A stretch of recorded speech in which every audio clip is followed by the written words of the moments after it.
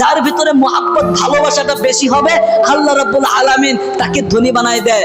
আর ধনী আপনি এই দুনিয়ার বুকে টাকার দিক দিয়েও মানুষ ধনী হয়, আবার সম্মানের দিক দিয়েও মানুষ ধনী হয়, ঠিক কিনা? সম্মানের দিক দিয়ে ধনী এটা যদি আপনি হতে পারেন তাহলে চিরস্থায়ী আপনি ধনী থাকলেন, আল্লাহ রাব্বুল আলামিনের কাছেও আপনি ধনী। আর যদি আপনি শুধু টাকা পয়সার ধনী হন তাহলে হয়তোবা যখন আপনি বৃদ্ধ হয়ে যাবেন এক সময় আপনার কাছে টাকা থাকবে না, এক সময় আপনার কাছে ক্যাশ থাকবে না, তখন আপনাকে মানুষ দাম দিবে না, আপনাকে মানুষ মুহাব্বত করবে না, ভালোবাসবে না। এই জন্য আমরা এই মুহাব্বত নামক এই গুণটা, এই সিফাতটা আমরা যদি আমাদের অন্তরের মধ্যে ঢুকাইতে পারি এবং রাসূল সাল্লাল্লাহু আলাইহি ওয়াসাল্লামের আদর্শে যদি আমরা হতে পারি, তাহলে আমাদের অন্তরের মধ্যে রাসূল সাল্লাল্লাহু আলাইহি ওয়াসাল্লামের মুহাব্বত আসবে।